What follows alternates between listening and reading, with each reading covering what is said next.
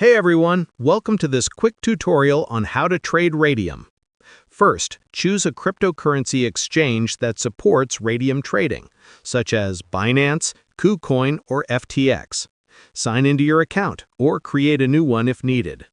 Next, deposit funds into your account. You can use USDT, USDC, or other supported cryptocurrencies, or deposit fiat if your exchange allows it. Once your account is funded, go to the Trade section and search for Ray/USDT or another trading pair. Decide whether you want to buy or sell. Enter the amount you want to trade, review the current price and transaction fees, and then confirm your order. After the trade is executed, your Raydium tokens or funds will appear in your exchange wallet. For added security, consider transferring your Raydium tokens to a personal wallet like Phantom or Trust Wallet that supports Solana tokens. And that's it. You've successfully traded Raydium.